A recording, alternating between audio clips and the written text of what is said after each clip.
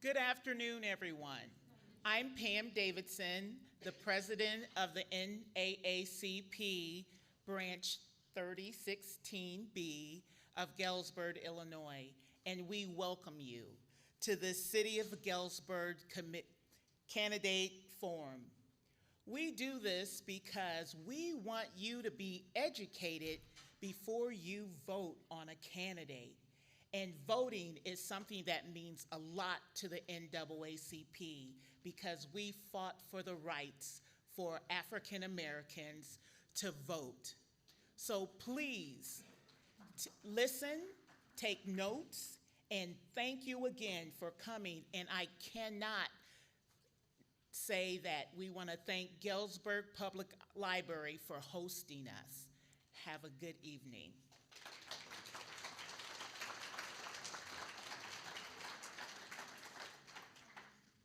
Good evening. My name is Heather Norman, and I'm General Manager of Tri-States Public Radio. We have a bureau here in Galesburg, and we broadcast in West Central Illinois, Southeast Iowa, and a corner of Missouri. We are here today. We're excited to be I was excited to be invited to moderate this event. And I want to have a few thank yous. So thank you to the sponsors, to the NAACP and the Galesburg Public Library, to the media that is represented tonight, Tri-States Public Radio, WGIL, and the Tracker, as well as Channel 6. Pardon? And the Knox Student. Get that in there. So if you feel that some of your friends need to see this before they vote, it will be streaming on, it is currently streaming in lots of places, on Channel 6, on the app for WGIL and on WGIL.com, and also on TSPR.org on the live stream with cameras, and also on our Facebook page at Tri-States Public Radio. All this will be recorded and be shared out with the NAACP and on WGIL and TSPR, and I don't know Channel 6's plans, but I'm sure they'll re-air it at some point in time. So tell all your friends to get educated before they vote. All right, we're here for a candidate forum, and will read the rules. The NAACP Branch 3016 invited all candidates for the positions of mayor, city council, and township supervisor to participate in this forum. The questions posed will be on topics listed from local media, from the local Democratic and Republican parties. Candidates contesting for the same office will get the same questions. As moderator, my role is to ask the questions and referee if needed. You're all going to behave, right? Okay. We ask that candidates please refrain from making personal attacks on other candidates. Audience members will not be allowed to ask questions during the formal part of the forum. However, we have allowed time afterwards for the candidates to remain and mingle with the audience, so you will be able to ask your questions of individual candidates at that time. I would like to make a note now that your program indicates that mayoral candidate John Pritchard would be joining us. Unfortunately, he is ill this evening and not able to join us. He has the flu, so we wish him the best. Each candidate will get 2 minutes for an opening statement, 90 seconds to respond to each question, and 1 minute for a closing statement. There will be a timekeeper, which is located, wave timekeepers, with cards indicating how much of your time is left. If you continue to speak, I will be telling you to stop. Any questions? I will call out your name. There's an order so everyone gets an opportunity to go first. We will start the evening with the Township Supervisor candidates, and I would like to invite Kim Theory to please begin with her 2-minute introduction. Good evening. I would like to begin by expressing my gratitude to the sponsors of this event. My name is Kimberly Theory, and I'm a graduate of Galesburg Senior High, Monmouth College, and St. Ambrose University, where I obtained a master's degree in social work. I worked for the Knox County Department of Human Services for 33 years, retiring as the administrator who was responsible for overseeing public assistance in all of Knox County. After that, I served 2 years as the director of Courtyard Estates in Galva, Illinois. overseeing facility operations. Currently, I serve as a home health social worker for OSF, Western Region, addressing non-medical needs and securing the resources to ensure patients are successful in remaining in their home across more than 10 counties in Western Illinois. Following the untimely passing of our former Township Supervisor, Chris Winnick, I assumed the position of Township Supervisor in November 2022. In this role, I have gained the knowledge and the skill necessary to perform the duties effectively. I intend to continue building upon my efforts as supervisor, along with my staff, to strengthen the relationships in our community as supervisor and enhance awareness and access to general assistance programs, not only within the city of Galesburg, but with all the 20 townships within Knox County. My expertise will be especially valuable if the United States Congress repeals the Affordable Care Act. Should this occur, the township budget will face an extreme challenge, and the Medicaid will no longer exist for those people that we serve. Thank you, Kim. Thank you. Jennifer? So thank you for those who sponsored the event tonight and those of you who came out to listen to each candidate speak tonight as well. When it comes to what I've done in the last 11 years, I have been in human resources locally and nationally, so I've seen what's happened to Illinois by itself and across the globe. With that being said, I've worked from a local level in helping those get jobs and maintain jobs and employment, as well as resume building and credit building. With that being said, the reason why I'm running for this position is I feel like I am the best candidate when it comes to being amongst the community, and I do believe firmly that we should broaden the horizons of what this position looks like when it comes to helping those in the community and not nitpicking who we do and don't help. And we need to not just help those that are on Social Security or seeing eviction, we need to broaden who is actually being helped when it comes to furnaces going out during the bad weather or other bills that need to be maintained, and truly helping those amongst us. So I felt that it was best to run with this alongside of the county board to really help homelessness in Knox County as well as the city of Galesburg. Thank you. Thank you very much. I have first question, and we will begin with Jennifer on the answer to this first question. The role of Township Supervisor is not well understood by the general public. What should people know about this position? Absolutely. So I'm still learning this position myself, but from what I have found, this position is helping those on Social Security and those seeking evictions and power bills. This position is overseeing those in the community that need help and really need better resources and more resources around us. What I'd like to see this position do is broaden their horizons, like I had said, and help the assessor's office, but as well as maintain healthy relationships amongst the local office as well. So helping my staff, or helping the staff in the office as well, and being local to them, so I am available at all times to help them sign checks, make decisions, and help build relationships amongst the community. So, thank you. Thank you, Kim. Thank you, Jennifer. And now you, Kim, would you like me to repeat the question? Sure. The role of Township Supervisor is not well understood by the general public. What should people know about this position? The Township Supervisor is a unique role as part of townships that's unique to Illinois. The supervisor is in charge of managing the funds that are generated by the tax levy that is submitted every year, and we also are specifically in charge of the General Assistance Program. One of the things that Township really talks about is Dillon's Law. That means we can only do what we are statute allowed to do by the state of Illinois. General assistance is particular to those that don't fall in any category of eligibility. So it's usually someone between the ages of 19 and 64. They don't qualify for Social Security or any other type of benefits, and so they come in and seek assistance with us to help them out during their difficult times. We have a job work component as a condition of being on general assistance, and we only give vouchers. You have to be looking for employment. And then if you're pending with Social Security, you get benefits as well, but you cannot receive Social Security and get general assistance. Thank you. We will start with Kim for question 2. Is the township's current provision of general assistance adequately serving the needs of Galesburg residents? If so, how? If not, what changes would you recommend? Absolutely it is. I have a wonderful staff. I work closely with them. I have a caseworker who manages the general assistance program, and that program is specifically, again, only for those that fit within that category of eligibility.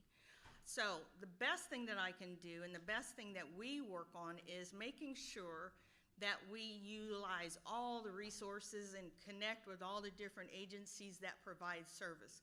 Because yes, there's only so much that we can do.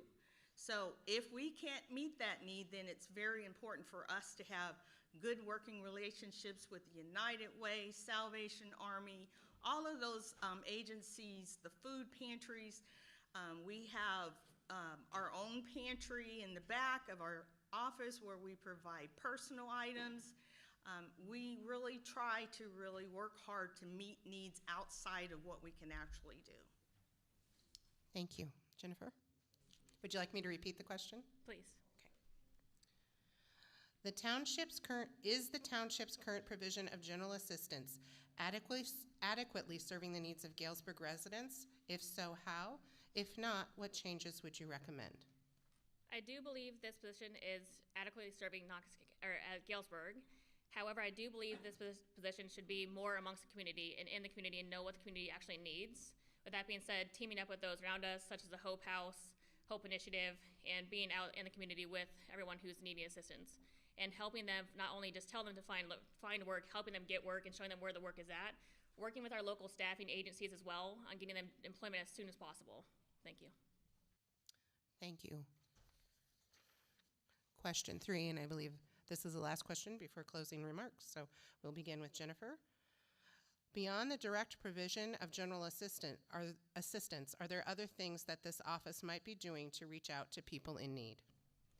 I do believe that this position should see more of job building, such as see this office help with resume building as well as credit building. So getting them employment, helping them along the way, but also setting them up for future success and long-term employment. With that being said, I do firmly believe and can't push it enough that this position has to be out in the community. They have to be hands-on, helping sort clothes, serve food, whatever we need to do in this community. And I can't push that enough, that person has to be out there. I'm currently out there. I've been out there before I even ran for the county board, and I truly believe that I know what's best for the city of Galesburg. Thank you. Kim, would you like me to repeat? Sure. Beyond the direct provision of general assistance, are there other things that this office might be doing to reach out to people in need? I would like to again mention the fact that general assistance is very specific as to what it can and cannot do. The Illinois statute is very specific on that. So we have to work within those guidelines to be creative in the community. So one of the things that I've done since I've been working in the general assistance office is to expand our transportation bus passes. Before that, we didn't have really a program, and so we worked closely with the city to purchase bus passes within our budget and allow for bus passes. We recently joined the Chamber of Commerce. That was something that I looked into and had our office do because, again, it's very important to partnership with other agencies. We get donations from Hope Initiative. We, again, work closely with the Salvation Army, the United Way. We do referrals. We reach out to the public and connect the participants as best we can. Thank you. You will each have 1 minute for closing statements, and we'll begin with Kimberly. Yeah. It is a privilege to serve as a Township Supervisor for the town of the city of Galesburg. I am requesting your support to continue in this capacity for the next 4 years. My priorities have been centered on promoting transparency, ensuring accountability, and helping those in need. With my extensive background in government, social work, and administration, I strive to offer effective leadership to our community. I'm committed to developing solutions that enhance services and benefits in the Galesburg community. As a former troop leader for Girl Scouts, I embrace the tradition of leaving things better than I found them, which has consistently guided me in my various roles. Your vote will allow me to continue serving the Galesburg Township with dedication, integrity, and purpose. Thank you. Jennifer? Yes, I firmly believe, like I've said tonight, and I said in the last debate, that it really matters when you're in the community and you know what the community needs. And I feel that I am that candidate. I can resonate just as well as they can on tough times and getting there and getting through there as well. And offering, like I said, those long-term resources when it comes to getting them help now, but seeking a better future as well, which helps us in the long haul. I've worked recently on getting transportation out to the industrial park, so not only just getting them around Galesburg, but getting them out to where the working facilities are, down on South Henderson as well. I will focus on safety, fiscal responsibility, and affordable housing as well. Thank you. Thank you both. I'd like to invite you both to sit in the audience, please.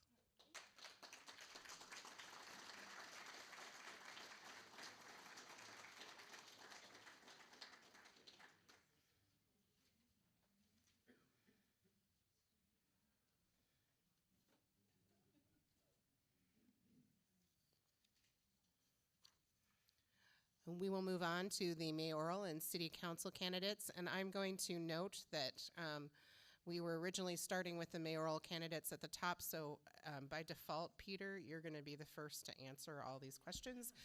And then we'll vary the order through the city council folks. So I will begin with let's begin with introductions, and we will start. You will have 2 minutes for introductions, and I will start with Peter Schwartzman. Hello, everyone. Thank you for all those who are here and all of those who volunteered their time to make this event possible. It is so important that the public hears directly from their political leaders, especially now. I am Peter Schwartzman, and I am so glad to be here with you tonight. And wow, look at this space. Isn't this a beautiful and amazing space? 4 years ago, we were doing this on Zoom. That is improvement. As you know, I've been the mayor of this fine city for the past 4 years. Prior to that, I served as an alderman for the 5th Ward for 10 years. These 14 years of service have been very rewarding. I've gotten to work with people and organizations all over the city and beyond. I've had the distinct pleasure of addressing their concerns and assisting them with their ambitions. I thoroughly enjoy moving our city to greater heights.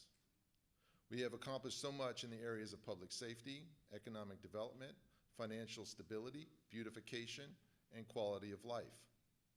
This evening, I look forward to elaborating on these successes while also giving attention to continuing challenges and exploring how we can continue to make Galesburg one of the best American cities to live in and raise a family.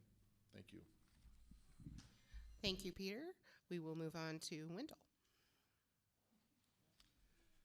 Hello, my name is Wendell J. Hunnigan. I'm running for Ward 2, Alderman. I'm a longtime resident of Ward 2.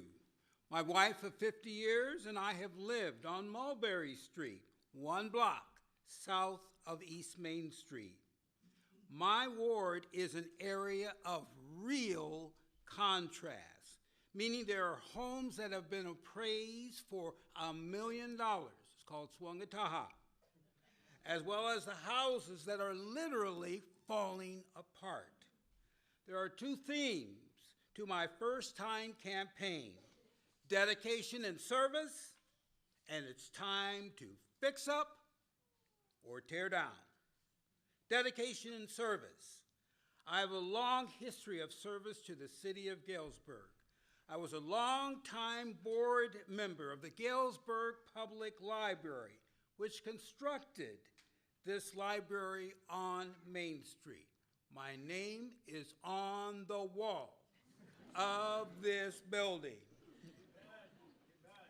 I've volunteered for a variety of projects: Blessings in a Backpack, Highway Cleanup, and River Bend Food Bin. Last Friday, we prepared 150 bags of food. Uh-oh, I'm running out of time. Fix up or tear down.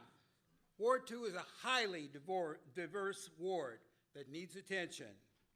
We need more sidewalks and street repair, and we need to revitalize the Grand Avenue business area. Additions like the family-friendly Skate Palace Roller Rink. Don't forget about the homeless. Thank you. Thank you. Dwight? My name is Dwight White. I'm 73 years old, and I've been a 73-year resident of the city of Galesburg. As far as the 4th Ward, I've been here on the 4th Ward for 72 of those years.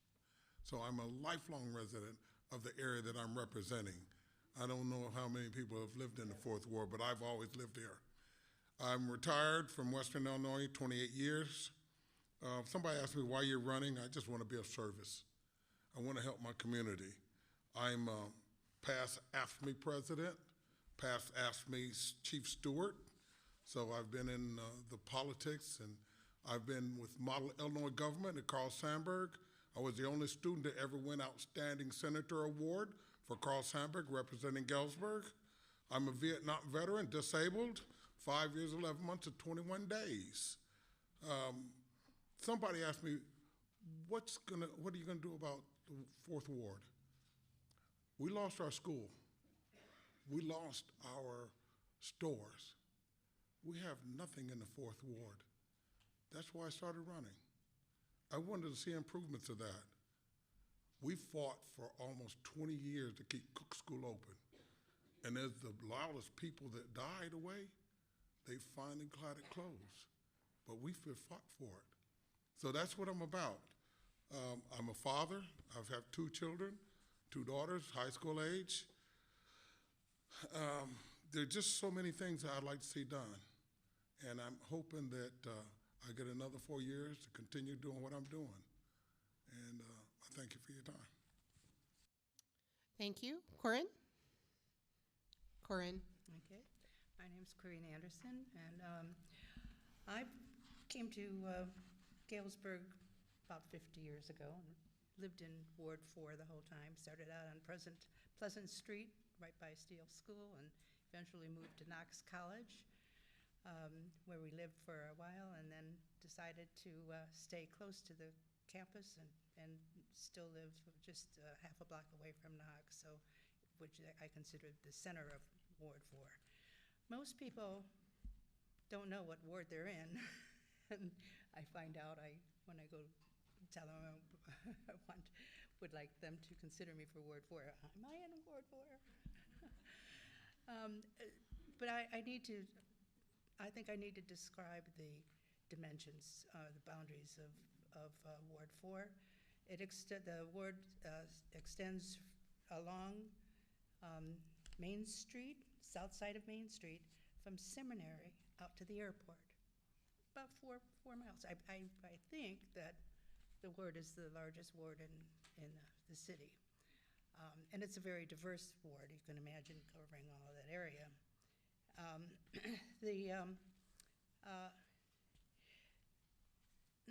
Knox College is an important element in the ward. Oh dear, it's only 30 seconds left. Okay, well, the thing is, I served on the council for this ward for 12 years. Took a break from it the last 4 years, and I'm interested in getting back in because I think I know it well. I like the ward, I like the diversity, and I think that there's a number of things that we can do as a council to make improvements. Thank you. Tiana? Hello, good evening. I want to thank this evening's sponsors, the NAACP, United Against Hate, and PFLAG for bringing us all together, Tri-States Public Radio for moderating and airing, and the Public Library for hosting us. I think, as has been mentioned before, it's really important for people to be informed about their elected officials. And so this is a great opportunity, whether you can attend here in person or whether you're listening from home. As a lifelong community member, I am committed to the continued growth that Galesburg has experienced recently. In my previous role as a school board member, where I served for 8 years, 4 of them being president, I was able to lead from a lens of and a commitment to equity across and for equity in education across and for the entire community. That's my plan if elected as Ward 6 alderperson. I believe that Ward 6 has had a lot of opportunities. Many of our neighborhoods are well taken care of, and we have a wonderful city park. I'd like to see that continue to take care of and then improvements to be made, but I also want to see that growth and those opportunities for the rest of Galesburg. Many people here listening are familiar with me. Some may be even aware that I was arrested 20 years ago because it gets brought up every single time I run for office. Yes, it happened. And since then, I graduated with my associate's degree from Carl Sandburg College, my undergraduate degree from Knox College, and my master's from the University of Chicago's Crown Family School of Social Work, all while being a single mother. My son has also earned his bachelor's degree from a college up the road. I worked at Knox College for over 15 years before moving into a new position with the Golden Apple Foundation this past June. And I have volunteered in the community, including sitting on the Turning Point Child Advocacy Center governing board for the past 14 years. If elected, I will represent Ward 6 well. Thank you. Thank you. DeMarcus? Hello. Good evening. My name is DeMarcus Medley Sr., and my journey has shaped my commitment to service. I grew up in North Lawndale on the west side of Chicago during one of its most challenging times, where young black men weren't expected to live past the age of 25 due to gun violence. In addition to violence, one of the greatest challenges was economic hardship. Around 80% of black teens in North Lawndale were unemployed at the time, leaving many young people without opportunities for growth or stability.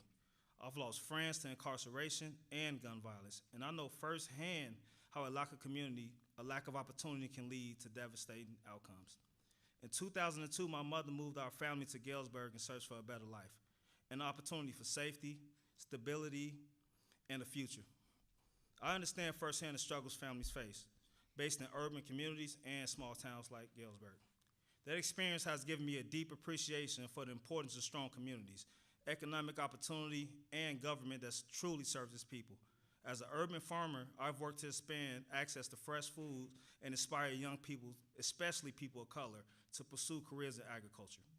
My work has led me to lobby for the Farm Bill and hemp legislation, both which directly impact businesses in Galesburg.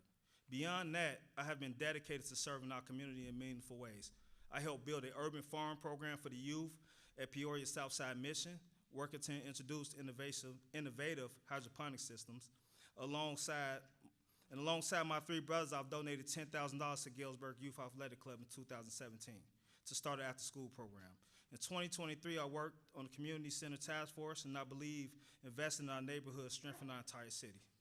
These experiences have shaped my vision, one where government is transparent, communication is strong, and no one feels unheard. As alderman, I was fighting for policies that uplift working families, support local businesses, and drive social equity. We will not be stagnant. We will not return to the basics because the people of Ward 6 in Galesburg deserve better. Thank you. Greg? Good evening. I'd like to thank everyone for inviting us to do this evening. My name's Greg Saul. I'm 67 years old. I've lived in Galesburg all my life. I grew up on South Whitesboro Street in between Main and Grand Avenue, so my life was pretty fun at that time because we had all kinds of basketball players come over to our house because we had the only basketball court in the neighborhood. This is the first time I've run for office. I was appointed as a member of the city's Citizens Strategic Planning Group. I'm also a commercial hot air balloon pilot for the last 36 years, and over the last 25 years, I've been the president of the Great Balloon Race in Galesburg. I was also a part of Leadership Greater Galesburg with Sandra Fisk. I have an associate's degree in radiologic technology from Carl Sandburg College. I was an x-ray tech for a little while until I could not sustain that because I never could find a full-time job. I was always PRN or, never able to keep a full-time job. I'm retired from Heating Control after working there for 8 years. It's a company that manufactures conveyor systems for other manufacturing companies, their biggest customer being Frito-Lay. I'm running because I am a lifelong resident. I graduated from Galesburg High School. I've owned my current home since 1992, and I see potential for our city and want to help shape it into the great town I know it can become.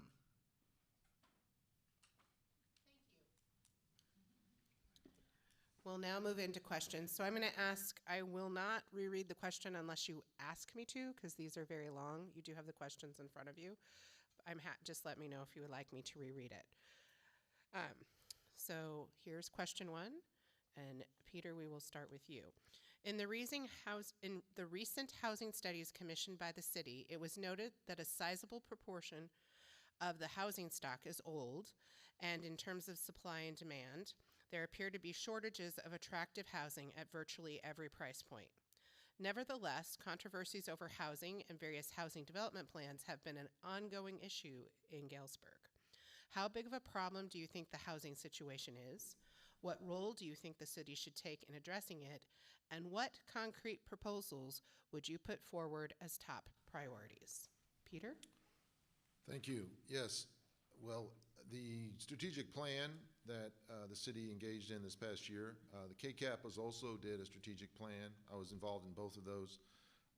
Both of them led to the realization that housing was the top priority. So it is a very serious issue. And it is one that has gotten the attention of both of those bodies in a way that I have not seen cohesion in all the years I've been on the board.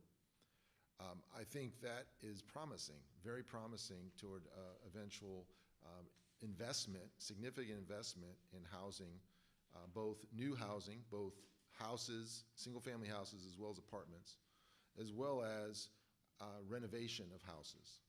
And both of those are significant investments to Galesburg. If you think about renovating a house, currently we have a program that offers $4,500 to a resident to do something that will improve their home, and they have to come up with $500. But as you know, most of these old houses need more than $5,000 to really make a dent. So I've already heard counselors as well as the city manager talk about and even the KCAP at their last meeting, talk about how we need to leverage more money to support the renovation. And it may seem like a significant ask to ask the city or some philanthropic group to give that kind of money, but think of it this way. We have spent millions and millions of dollars over the last, I have 90 seconds or 60 seconds? Your time is up. Okay, well, I'm a professor, I talk too long. But I'll just say, we're gonna do it, and we're gonna do it right. Thank you. Wendell? Okay. My perspective is that there are way too many unoccupied buildings in the city of Galesburg. Again, my theme is either fix up or tear down. And there is a building in our ward which is called Weston School. It has sat there for 40 years, and basically nothing has been done with this particular property. According to my feeling, my philosophy is that we need to contact owners. We were going to ask that question: are you going to fix this property up? But I don't want to do it in a punitive way. I want to do it with the fact, what can we as a city do in order for you to rehabilitate this particular property? But when you describe a ward of old, dilapidated houses, you're talking about Ward 2. Thank you. Thank you. Corinne?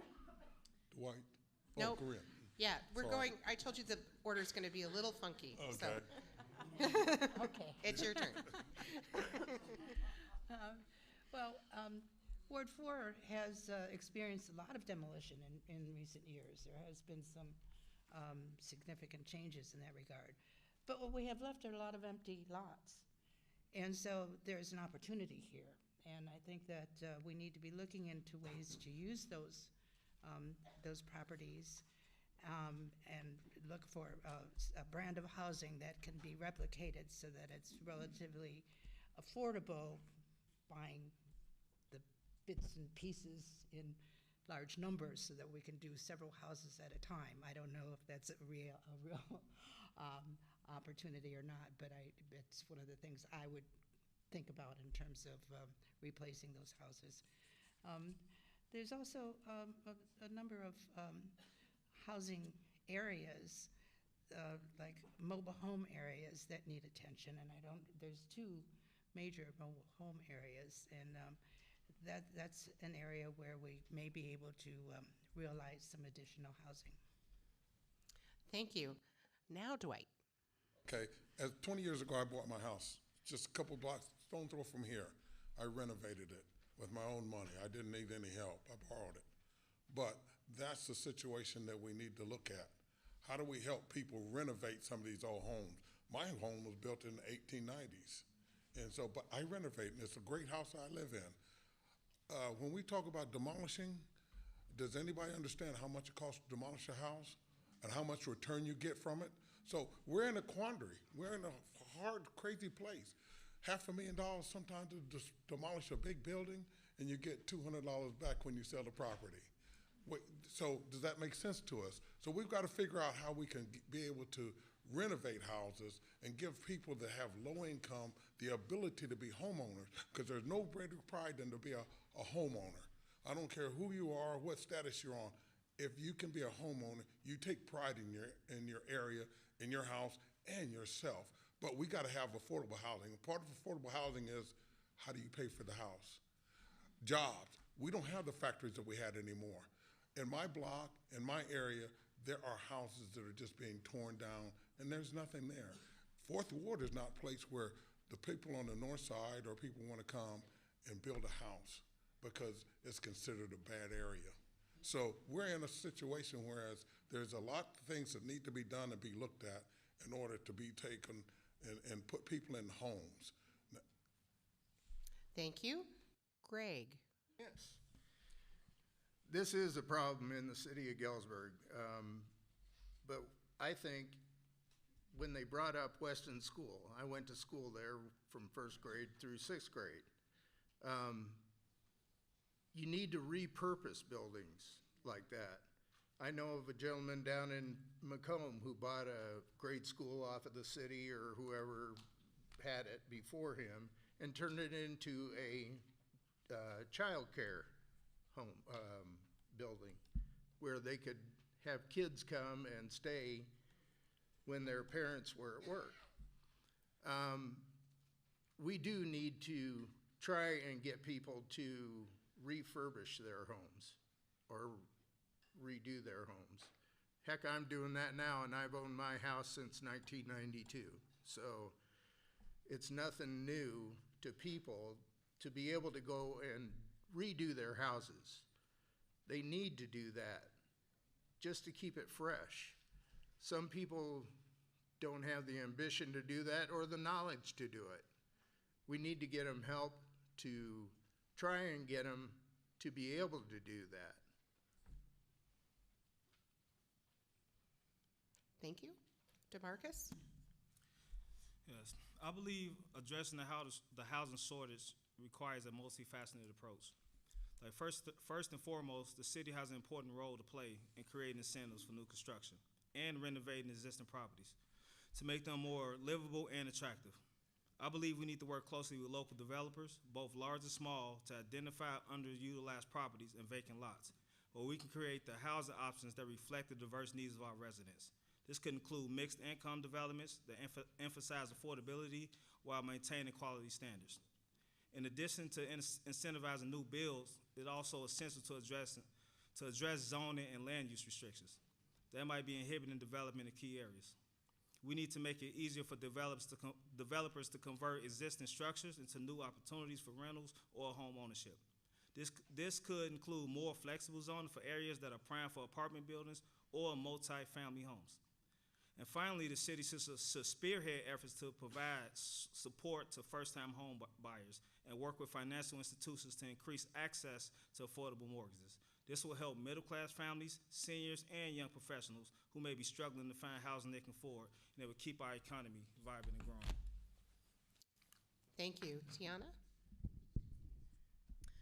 I think this topic comes up in just about every circle that I've ever been a part of. When it comes to attracting businesses, when it comes to attracting young folks to continue to live in Galesburg and not deal with brain drain. And there have been some great ideas that have been shared by the folks at this table. And I think that in a situation like this, nothing is off the table, right? I think it is a combination of all these things. How do we help provide access and knowledge and the resources to folks who may want to renovate their home? How do we look at abandoned buildings? We have several of them, and it's been done in town. If you look at Cherry Street, one of the old school buildings was renovated into apartments. So we have the ability to do it. It's just how do we prioritize it as a community, and then how do we work together so that the community members know what their options are. Grants are a wonderful thing for renovation because not everybody does have the ability, right? I was able to purchase my home for the first time 3 years ago. As a single parent, as someone who was also dealing with student debt, it wasn't something that was on my plate, and I lived in an apartment building. That's another thing that we don't really actually have enough of in the community. We have young professionals, we have single people who would like, something small, something that they may not have to take care of, a yard and all of those things. So I think we need to look at all the options and figure out how we can best support anyone who wants to live here in Galesburg. Thank you. Question 2. Turning more specifically to the situation of the unhoused, what do you see as the appropriate role of the city government in addressing the needs of our homeless population? Should the city be doing more? Less? The public library, for instance, has indicated a need for more resources to address the needs of homeless citizens using the facility. How do you think the city should address this situation and others like it? We'll start with Peter. Well, first thing we have to do is recognize that I know for a fact that there are members on this board who have been homeless in the past. And there are people in this room who have been homeless in the past, and there are people in this room that are unhoused at this very moment. That's the first thing. But all of us are part of this community. All of us can contribute positively to this community. So let's acknowledge that first and foremost. Coming in as mayor, the city did very little to address this issue. So it was one of my priorities from day one, and we have made incremental improvements over that time. And we've done so not by just ponying up the dollars alone. We now have partnerships with other organizations in Galesburg, and where there's a mutualism and we support each other. And I think we need to continue on that track, and we will make headway. But some folks who are unhoused are also dealing with significant mental health issues. And that's not just the unhoused, that's some of us who have houses. And so we need to tie those things together, and we need to provide the proper medical and mental health support to ensure the health of everyone in this city. Thank you. Dwight? As one of the people he talked about, when I got out of the military, I was homeless, so I understand the Homeless Act. Some people don't realize that everybody has a struggle. If you've never been homeless, I guarantee you, it's not fun to be there. But so we are a brother's keeper. We must be looking out for each other. As a Christian, a follower of Christ, that's my job, is to be able to help anybody else. Now, as far as what the city does, we're not a business. We are a service. This United States is supposed to be a service to take care of the people that are here. If we don't take care of them, then we might as well get rid of them all, because that's what it's about. When I was in the military, I was in service. I was protecting people fighting. I went to war to protect you guys here. That was my service. So we should be serving people that are struggling. I can't give you the dollar amount it's gonna cost, but we must, as human beings, work hard to help those people that are in need the most. I don't think it's the library's job. It's everybody's job. If you see somebody that's homeless, talk to them and ask them why they're homeless. Meet them so you'll understand why they're in the situation that they're in. And then we can better help those people, because everybody needs help. I don't care what status you're in, how much money you make, how much money you don't make. You must be another human being helping another human being, whether you belong to the city or whether we do it in your personal life, but be of help to everyone. Thank you. Corinne? Well, I think that the council needs to explore this in detail and spend some time. I mean, they have to make it a priority. Need to be looking at different options, talk to other communities in terms of what's going on. We're not the only community that's having this kind of problem. So it takes some research and a firm commitment to try to find something that works for Galesburg.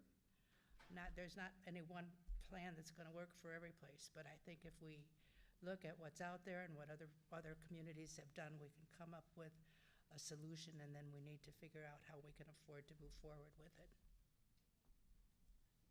Thank you. DeMarcus? Yeah, so I believe we need solutions. I believe the city government has a vital role in addressing homelessness by providing compassionate and comprehensive solutions. We need a more coordinated approach that ensures homeless individuals have access to shelter, services, and pathways to stability. For example, the public library has highlighted the need for more resources to support homeless citizens. This underscores the importance of providing our community facilities with the tools they need to serve a vulnerable population.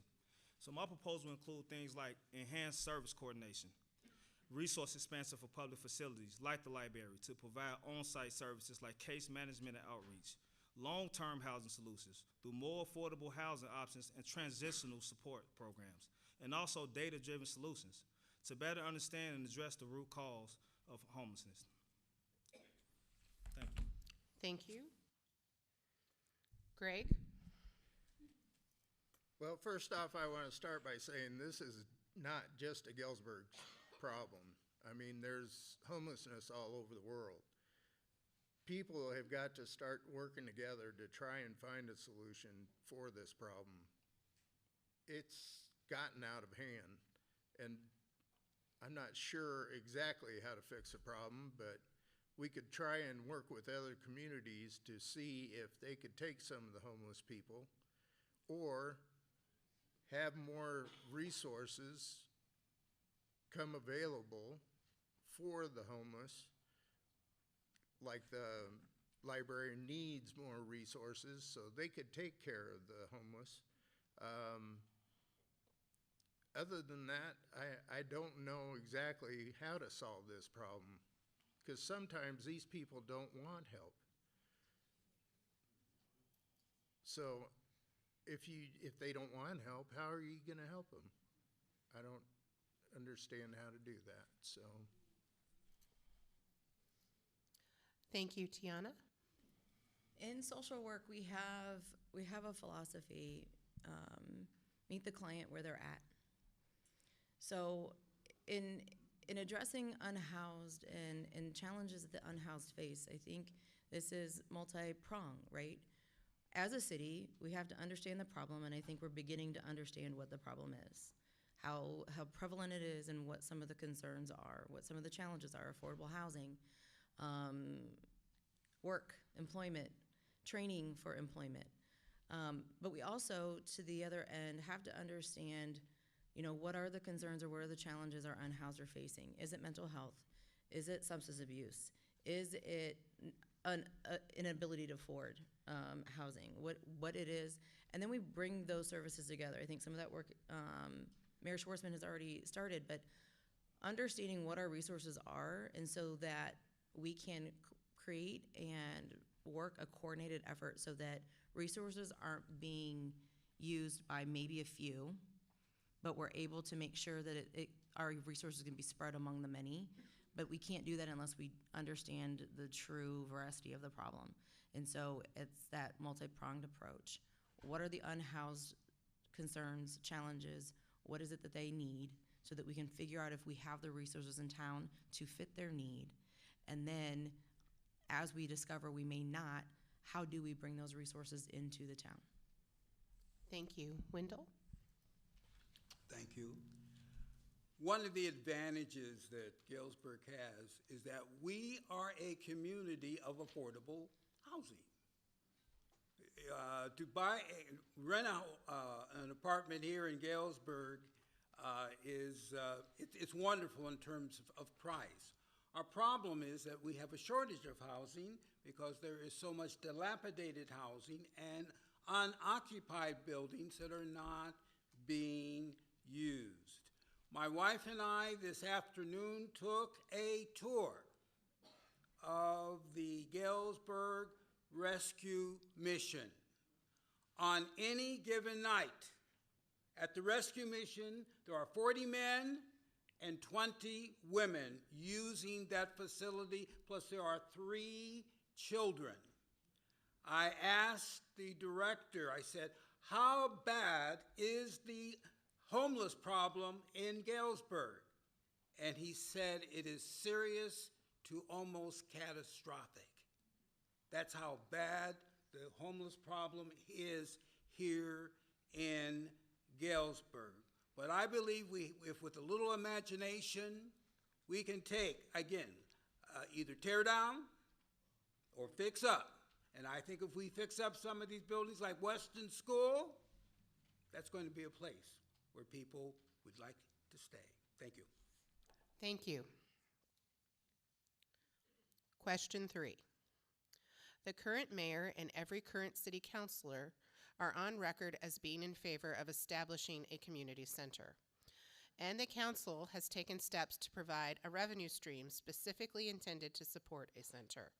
And yet, in the last year, no action has been taken on this issue. Where would you place the creation and operation of a community center as a priority within the city budget? Do you see this as a short or long-term priority? And what kinds of services do you think it ought to provide? Peter, you have 90 seconds. Thank you. I could talk for probably the next 3 weeks on this topic. We have spent a year without really addressing this, but the money is in the budget. There is a lot of money, and we have $1.25 million that is coming from outside state and federal resources, and it needs to be spent in a timely fashion. The fact that it's in the budget, that the council unanimously approved, suggests that the council wants to do this year. We need to come to a conclusion about what that looks like. I can tell you from working with youth and seniors in Galesburg, there is absolute need for opportunities for them of engagement, mentorship, exploring new ideas, sharing intergenerationally. These are all very positive things. It, in my mind, whatever center we have is a beacon of hope and of pride for our community. It will create the next generation of Galesburgers who have a vested interest in living in this city. And they will learn from their seniors, not seniors in high school, seniors who have retired and who have time to share their love and passion for various things they have in mind. We're going to have to tackle this. This is going to be the next big issue, I'm sure, after the election, and we're going to get to work. And when we get to work, we're going to need to get the input from the community. Not for the first time, not for the second time, probably for the 7th time, but yet we are definitely engaged and we'll get it done. Thank you. Tiana. finally I get to answer a question somewhat first. You know, another story about my family. Before my dad passed away, he always used to say, he would always buy lottery tickets, and he'd always say, if I win one, I'm going to build a community center for the kids. Because there just always seemed to be a need in our community for something for our kids to do that wasn't organized by the school. And so I agree that this should be a priority. Now, where it should be a priority, we learn after we're elected, and we learn what the other budgetary needs and necessities are. But it should be up there because the community has spoken about this. They have agreed that they want it, and so it does become a priority to the city council members to figure out where we're moving forward in this entity. I like the idea, right, of finding a space where our children and our seniors can come together. One of the things that communities lack and has become, unfortunately, even less of something that happens now is that interaction, that intergenerational interaction. It used to happen a lot in churches. It used to happen, believe it or not, bowling alleys. It used to happen in a lot of different places, and we're losing those fourth places, as we call them, those places where community can engage and learn from each other and just be with one another. And so I would like that to be a goal, is a mixed community space so that we are coming back together again. Thank you. Greg? Greg? There are things underway with the YMCA that they're going to make a big addition onto the YMCA. Why not make that the community center? I think if we put the money into the YMCA, it'd be a beautiful place for everybody to go. The kids, it's close enough to the high school. You've got 7th through 12th grade going to the high school now, so they could go out to the Y after they get done at school. Why can't that be the community center?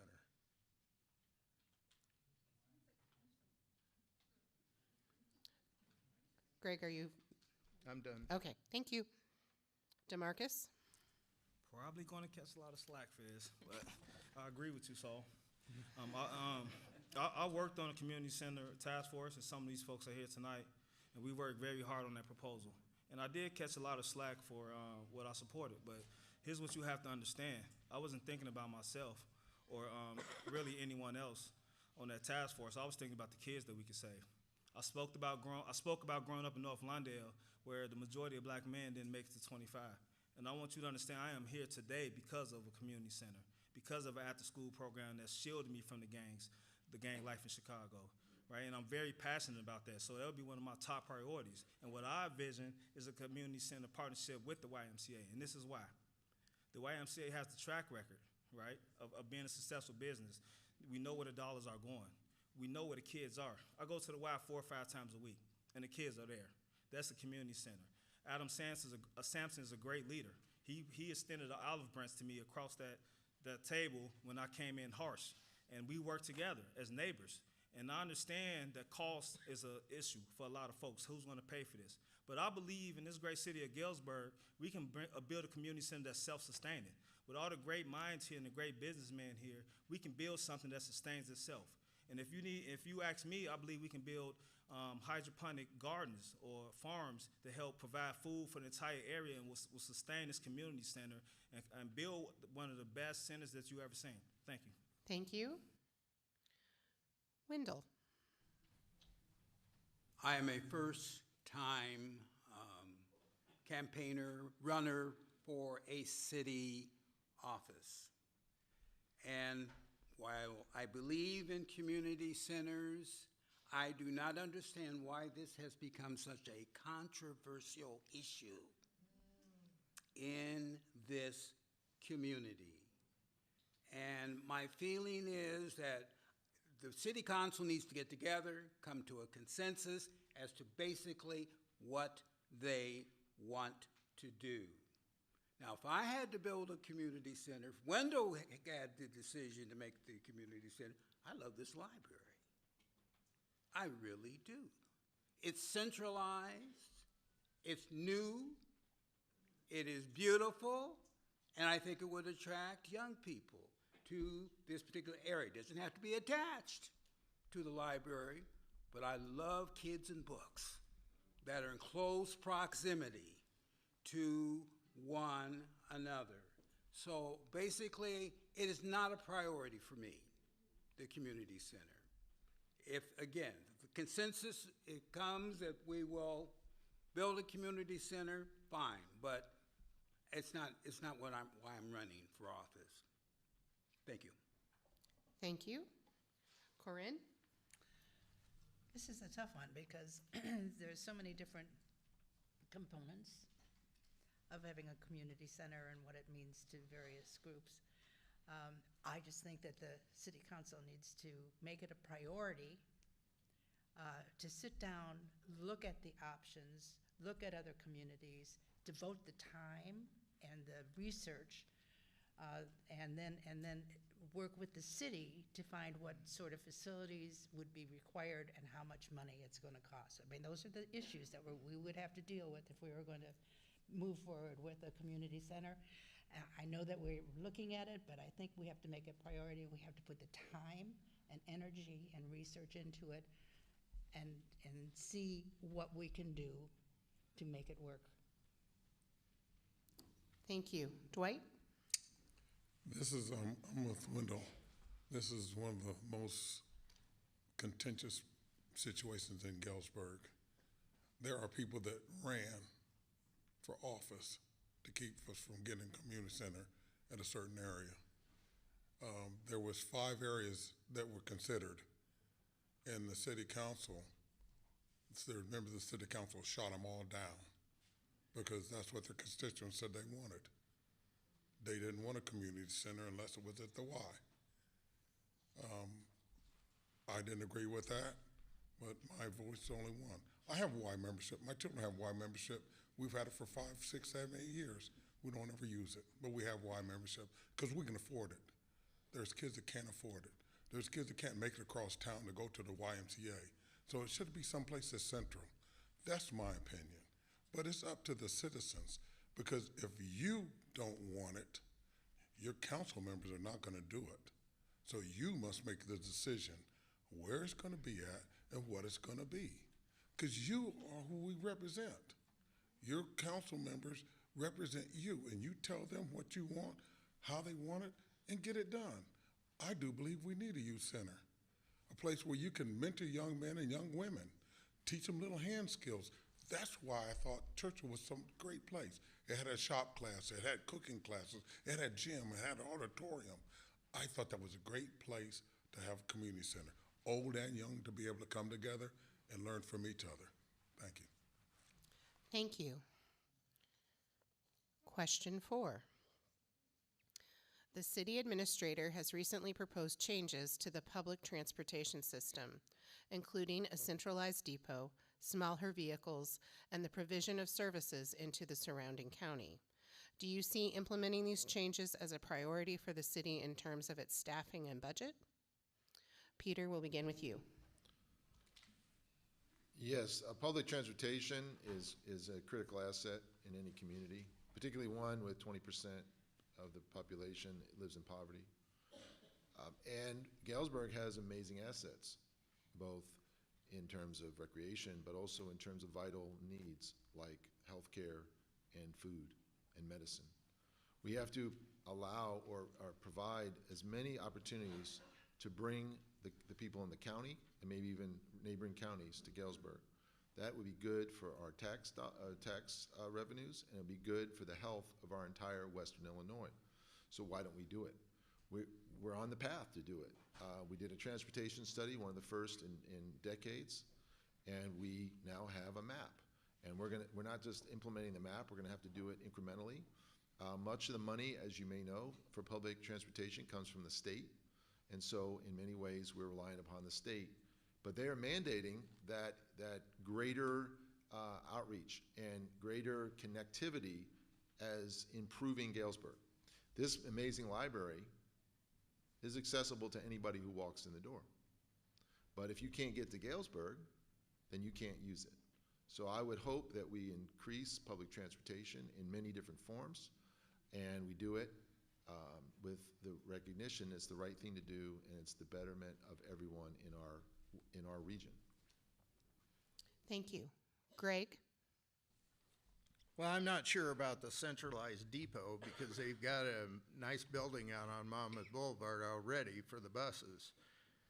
I think the routes are more important than what the actual housing of the buses are involved. Smaller vehicles would be better, so you could do more routes in the city and surrounding communities if you wanted to do that. But I think mostly the routes are more important, so you get to more people and they're able to utilize the transportation.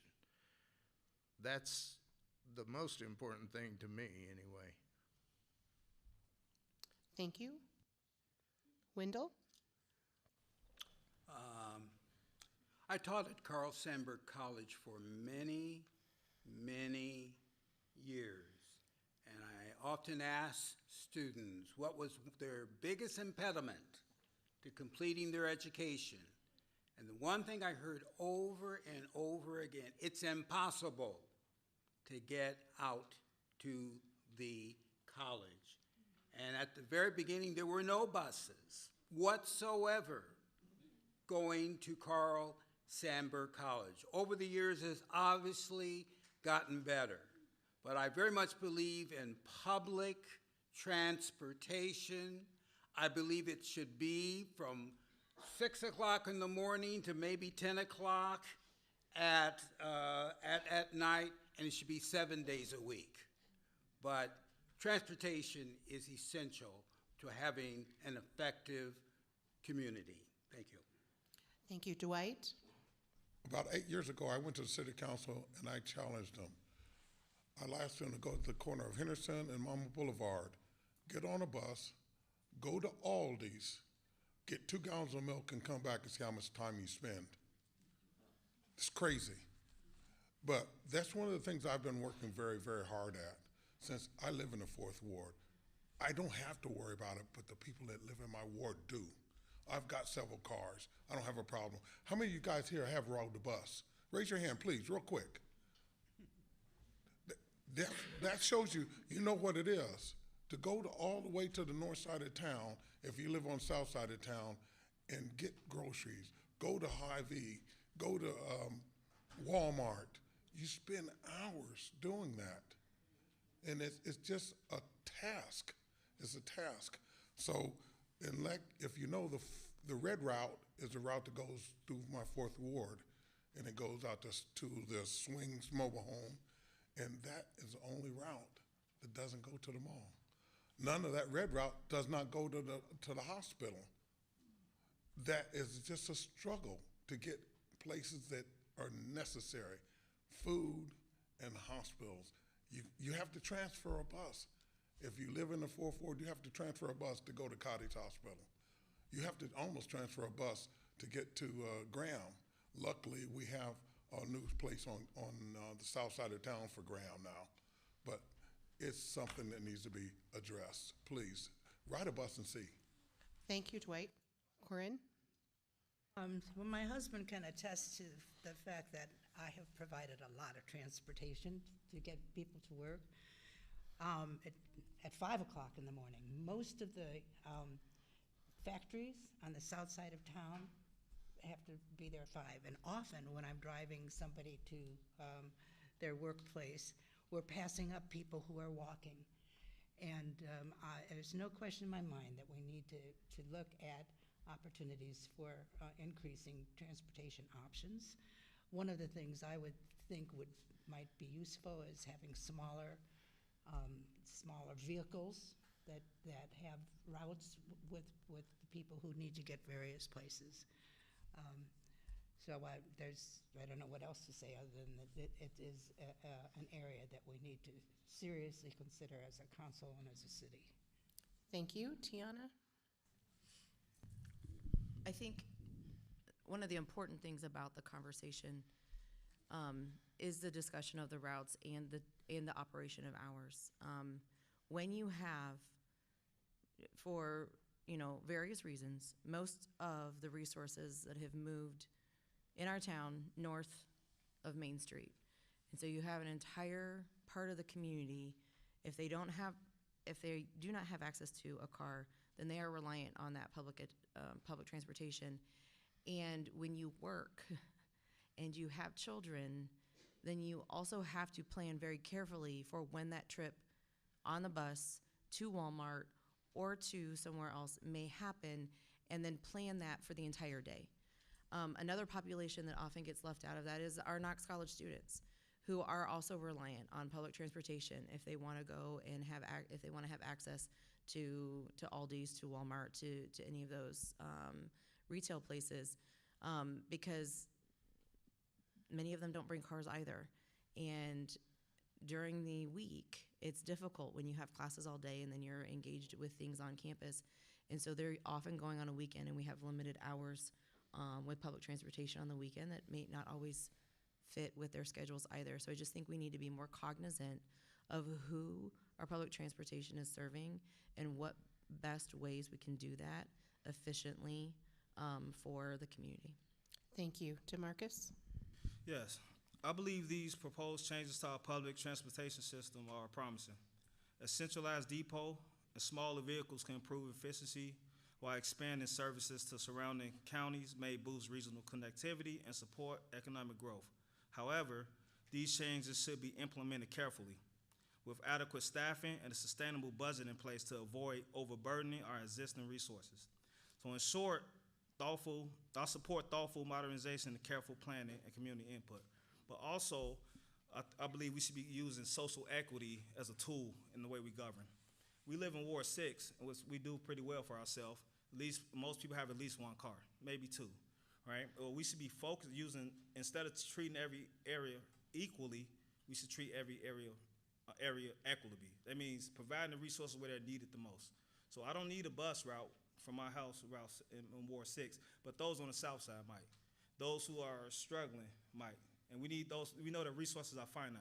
So we need to increase the resources to the people who need it the most. We don't need equal transportation in Galesburg. We need equitable transportation. Thank you. Thank you. Next question. According to the most recent census data, more than 20% of residents of Galesburg live below the poverty line, which is nearly double the statewide rate. We know that low-income residents tend to live on the south side of the city. Should the city prioritize addressing the needs of South Side residents in its planning and budgeting? If so, in what ways? Peter, you have 90 seconds. So the South Side Task Force started right after I got elected, and honestly, I didn't have anything to do with it.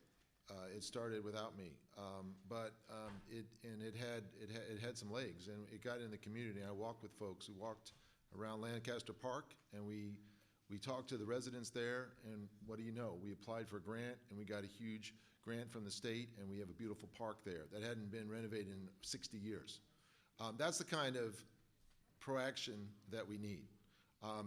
We created, I don't know if people know this, we created for the first time grants, business grants, startup grants for people we called minority, but it was women and people of color, also South Side. And we also, we put that into force, relatively small grants that KCAP helped shepherd the business plans. So we need to lift people's spirits, and we need to give them opportunity. And we need to challenge their ingenuity. And when we did it, guess what? In only 2.5 years, we have 28 new jobs. New businesses in Galesburg, 28. That's phenomenal. And just imagine with a little bit more effort, we could have another 28 in the next 3 years. That's going to lift people up. That's going to make them have control of their own destiny, create intergenerational wealth, and support the standard of living for everyone in Galesburg. Thank you. Corinne? Well, I guess I agree with most of what Peter said. It seems to me that we should be attracting businesses that will need to attract businesses that will be able to hire people. And I'm not sure exactly what that means, but it's certainly one of the things that we need to look into to provide opportunities that are currently not available. Thank you. Dwight? That's why I started running. Southside is woefully neglected. We used to have a lot of people that have homes, but since we lost our factories, all those people are gone. Their homes have been the ones that are being demolished. Those are people that used to work at Butler's and Gates Rubber Company and all those. So it is depressed area.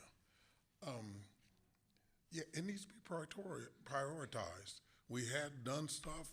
I worked with Southside Task Force and helped get Lancaster Park, Dale Kelly Tot Lot, which hadn't been touched in 60 years.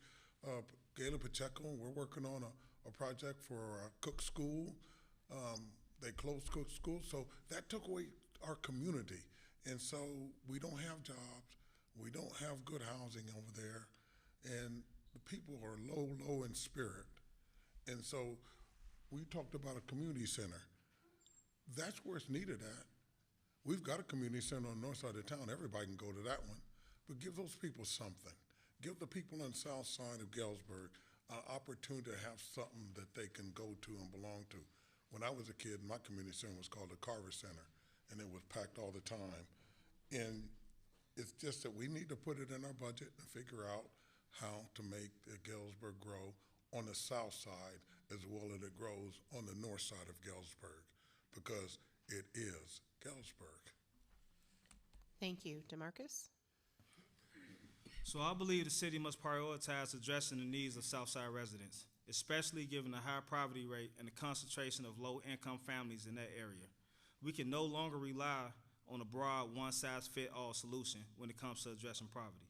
Instead, we need targeted investments, as Peter spoke about, in infrastructure, affordable housing, and services that support education, healthcare, and workforce development on the south side. By prioritizing these needs in the city's planning and budgeting, we can uplift communities that have been historically underserved and help create pathways to economic self-sufficiency. This could look like community-based programs, access to quality healthcare and education, better transportation options, and neighborhood my mouth's getting dry. Projects to enhance the quality for every resident. And once again, I'd like to put an emphasis on equity, right? We know that what these folks need. We know that they're struggling. We don't need to treat everyone equally, right? Us in Ward 6, we have issues separate from those on the south end. We know what they need. And I was speaking to my doctor, and she spoke about her coming from a one-income family. Her dad was a railroader, which looks good on paper, right? But if you're taking care of 8 people, you're still living paycheck to paycheck. So we need those issues corrected too.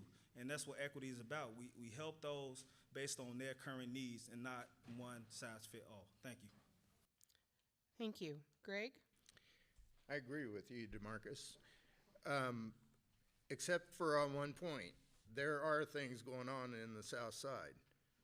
There's a young man that started a roller rink over there. My little 12-year-old goes there every time she comes to visit us. She lives with her dad now, by the way, just because we fostered her for a little while, a year and 2 months. But every time she comes to visit us, she goes to the roller rink and skates. Now, that to me is an incentive for the people over on the south side to get together and do something else, other than the roller rink. You know, if you could make more business over there for the people over there, they'd have more income, they'd get their own house, everything would improve.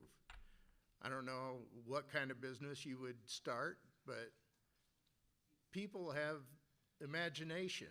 Use that imagination and go out and create something. Thank you. Tiana? It is a priority, and it should be a priority, right?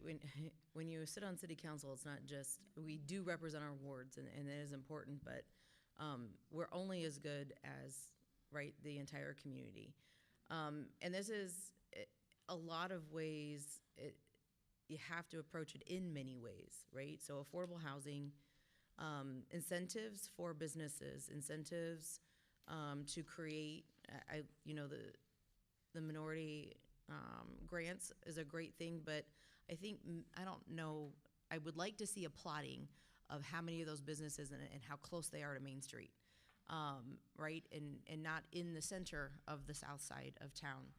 I think there's gonna be work continuing to revitalize the baseball field over at HT, places for kids to go and play and be in the summer.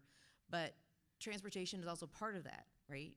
If you are already struggling with your resources and then you have to spend a lot of your resources traveling the town to do things, it's time and it's money. So I think it's not just about, we have to look at what decisions we're making, why we continue to build businesses on the north side of town, because it stresses the south side of town. How can we start being more balanced in the ways in which we're approaching, the ways we're saying yes to businesses, the ways we're saying yes to different grants, so that we can continue to revitalize the south side. Thank you. Wendell? Well, my solution is jobs, jobs, jobs. That will solve so many problems in our community. Poverty is a systemic problem. What I'm saying is the fact that this is not a city council problem.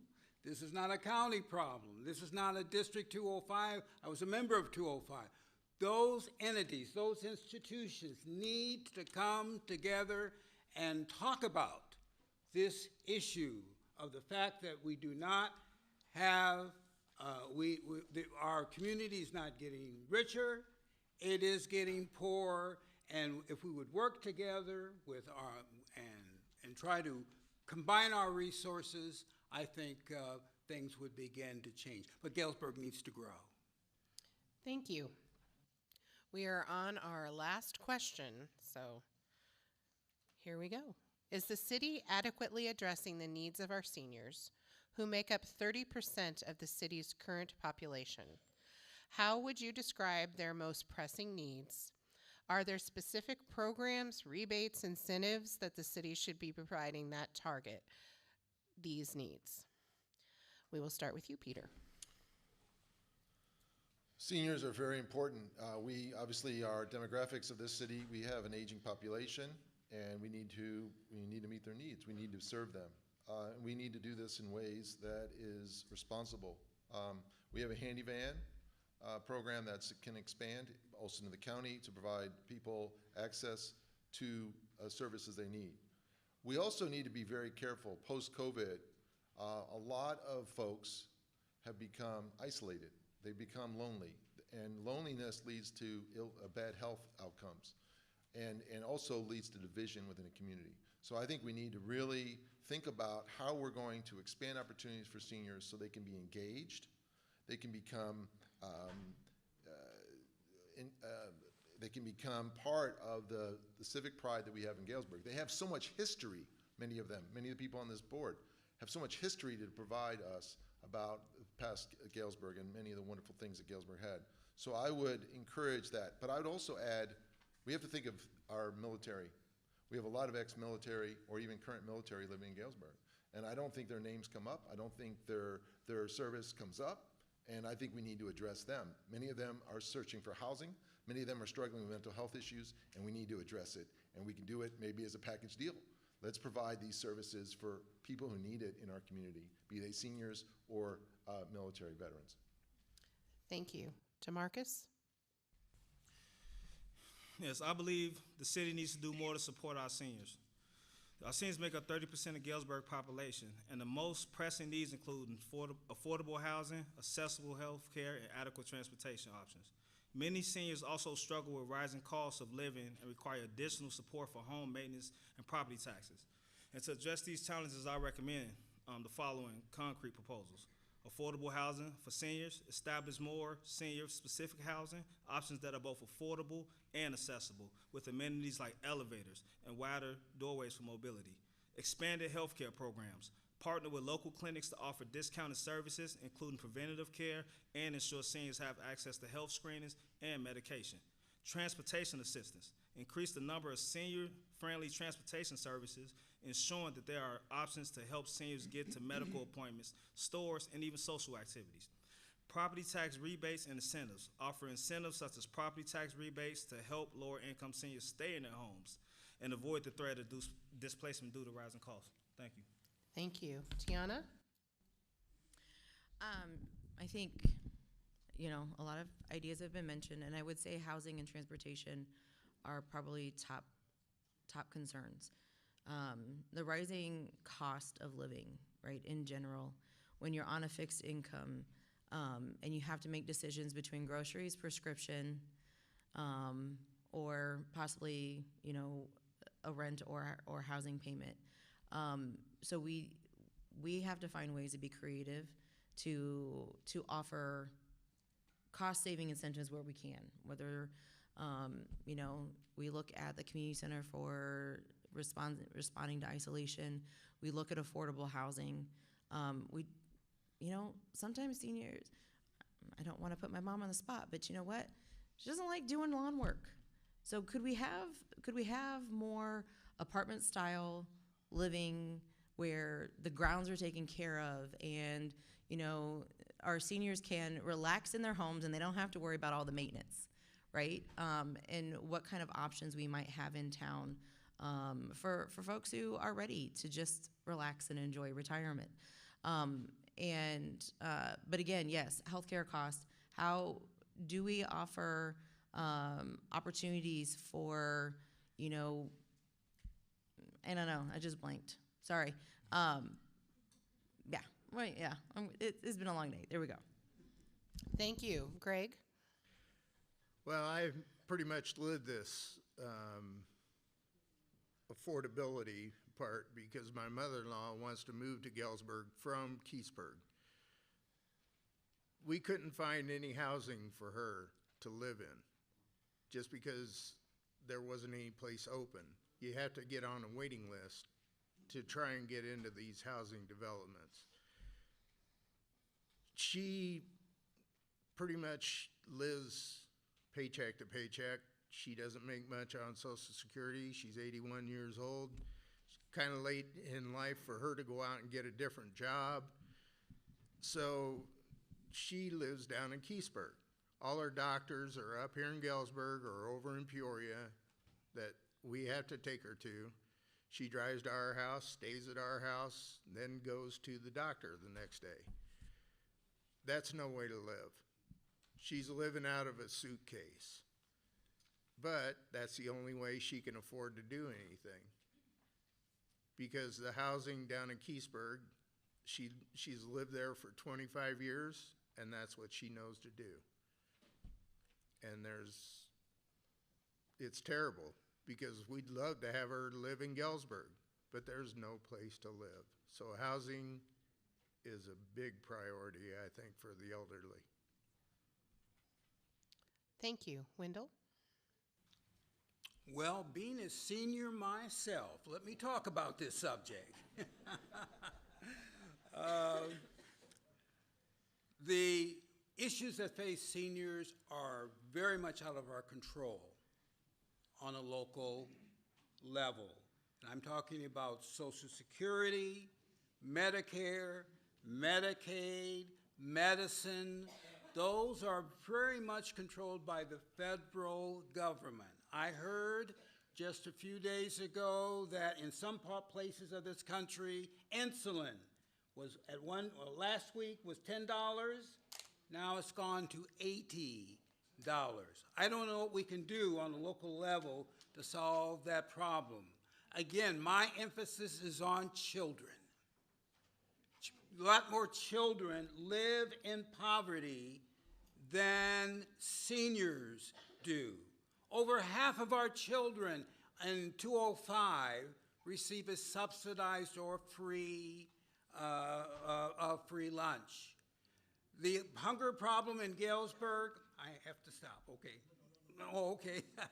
The hunger problem has gotten so bad in Galesburg that Knox College had to institute a program to feed children on the weekends because their parents were working 2 and 3 types of jobs. So even though I'm open to, sympathetic to the plight of seniors, I'm more sympathetic to the plight of young people. Thank you. Dwight? Mr. Saul, he spoke directly to some of the problems because he's experienced it. There's some people who have not experienced the struggles that it is to take over and help your senior parents and loved ones and relatives. So we must make sure that we have adequate facilities in our city to take care of them, watch over them, and keep them safe, and keep them housed, keep them fed, and that's part of what we need to be doing. Clinics, getting to a hospital. We just got a Southside clinic over by Hilos where they don't have to go across town now. But we're working on the busing to be able to get them transportation to and from. Those are things that are actually being pushed right now. Not only is it going to help seniors, it's going to help the youth people and people that are in need. So, yeah, we must take care of our seniors. That was one of the things that I looked at when I was putting our community center together, was a place where seniors can be active and take some of their knowledge and give it to some of these younger people that they could interact. All of us don't want to interact with a young person, but some of us do. It gives you some revitalization of your life, And so if we had places that we could have youth and older ones just working together and knowing each other, that would just make our city just so much greater. Thank you. Corinne? Took my line. I think the anecdote to the difficulties that seniors have is having some young people around them, having opportunities of having training programs and ways to encourage young people, I'm thinking young people, to work with older people, because for the most part, every experience that I've had with my family, and that when they have young people around, they feel good, and the young people learn what it means to be helpful and contribute to their society, and usually appreciate and learn a lot from working with older people. So I think our culture tends to separate those two groups a little bit too much. And there needs to be some way to bring those groups together as we can help seniors get by. I know when having my grandson come and visit from Chicago is a blessing, because he can take this out and take that out, take the garbage out. And can you run to the store? Oh yeah, we need to wash this wall, come on. And it turns out always to be a good time. He appreciates it, we appreciate it. I think that's a template for considering ways to meet those needs. Thank you. You will now each have a minute for a closing statement, and we will not be beginning with the mayoral candidates. So you have to wait. We will be beginning with Wendell. Please remember 3 things about Wendell J. Hunnigan. Number 1, I believe in strong constituent services in my ward. I want my residents to know me on a first-name basis. I will not hide from the constituents in my ward. One of my core values is service before self. I care about my neighbors. I care about Ward 2. If I don't win, I'm going to continue putting books in the little free libraries, which are 12 here in Galesburg. Last thing I want to say, I love Galesburg, and I'm optimistic about the future of Galesburg. Thank you. Thank you. Dwight? He stole my thunder. One of my mantras is, here's my card, here's my number.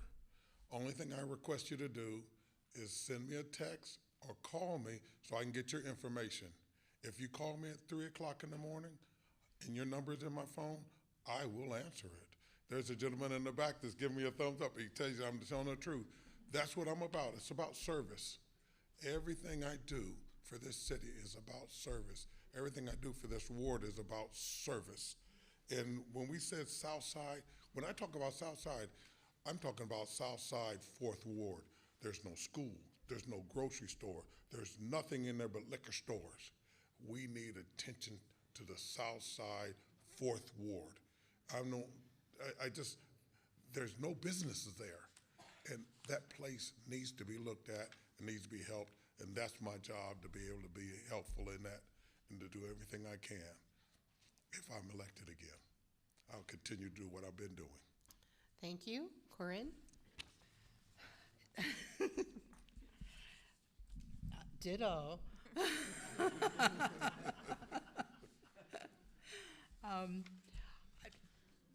I have learned so much in just the last couple of weeks, getting together with people who are talking about this opportunity to meet with citizens and talk about the ways that we feel we can help the community. And I thought I could just come up with everything, and I found out that I learned from so many other people ways to move forward. So I appreciate the opportunity, and all I can say is that I love the city, and I love the ideas of community, and I would do my best to serve the city in ways that will make a difference and prove to solidify the community element that I feel so strongly that Galesburg offers. Thank you. Greg? Yes. I wanted to let people know that I am committed to bringing common sense and proven leadership to our city council and prioritizing the needs of our community. DeMarcus put it best right before we came up here on the board. He said, I'm the most accessible person in the 6th Ward because I'm retired. I can go and do things for people. It doesn't matter day or night. I tell this to my friends too. Give me a call. I'll come and help you. That's all I needed. Thank you. Tiana? Let's see. Galesburg has a lot to offer, and I want to see the city continue to grow. This cannot happen without committed community members who already live and work here. We also cannot grow when only a few voices have representation at the council table. My father's grandfather migrated here with the railroad in the early 1900s. Families like mine quite literally helped build this city. I am the daughter of 2 working-class parents. My father was a railroader, and my mother worked as an MRI technologist before her retirement. Hardworking people raising a family whose day-to-day was too busy to worry about the implications of decisions made at the city council table. These are the voices that I want to ensure have representation. People who care and love this community but may not have the ability to be at that table every week. These are the voices, these are where my roots are, and they are deep, and I would be honored to represent Ward 6.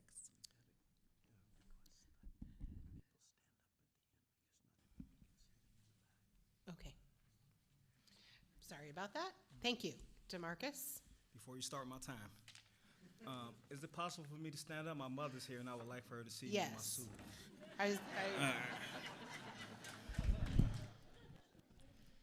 Where she is. Ready? All right. I'm going to ask for a favor from the residents of Galesburg. When you walk into that voting booth, I think you should put aside any political affiliations. I want to tell you right now, I put my neck on the line, right? There's no liberal Galesburg. There's no conservative Galesburg. There's only Galesburg. I've been called a mayor's minion for speaking up, standing up for myself. I've been called an Uncle Tom for not being black enough, and I'm pretty black. And what I want to say is I love Galesburg. Galesburg saved my life. And Mom, I just want to thank you. I know I cried like a baby when you made me move, but I thank you.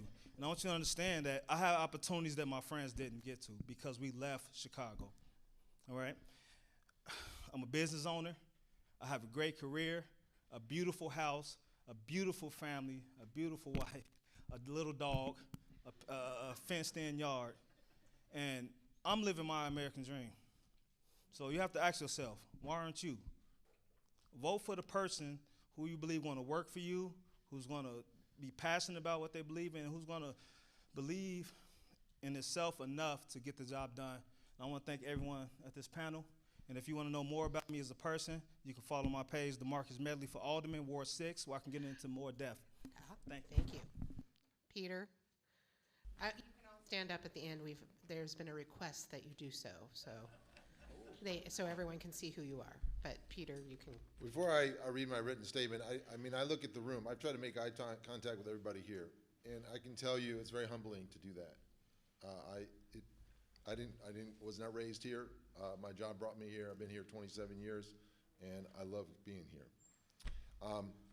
My statement, we aren't going back. We're going forward. The last 4 years have given us an amazing array of improvements in all parts of the city: better roads, better staff safety personnel, better parks, better amenities, better financial surpluses. We would be foolish to go back. Instead, we should ride this momentum to heights yet not seen but imagined by many. Our most famous resident, Carl Sandburg, reminds us, nothing happens but first we dream. Fortunately, we have many dreamers in our community, and their dreams are coming true, and still more in time. There is nothing basic about the recent successes of or our future opportunities. We Galesburgers are much more industrious and ambitious than that. It is with that optimism that I ask for your vote on April 1st. Thank you for all that attended and who give themselves every day to contribute to Galesburg, such a special place. Thank you. I'd invite all the candidates to stand so people can see your wonderful faces.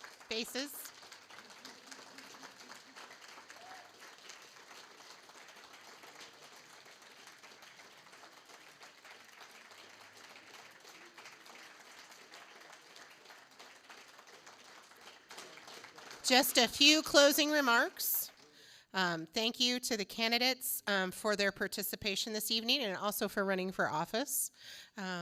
Thank you to the NAACP for organizing this event, and to the library for hosting, and the audience for attending, whether you attended it in person or any of the other places that you can see this event.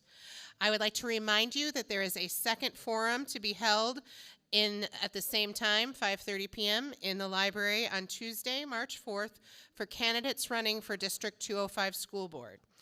I invite the candidates to mingle about, and you can ask your candidate questions. And I'd also like to remind you that you will be able to watch this again, or listen to it again, WGIL. They will be airing it maybe on Thursday, depending on the basketball schedule. Channel 6 will be airing it, and we will be providing video to the NAACP, or you'll also be able to find it at TSPR.org. Thank you very much, and have a great evening. You can go mingle.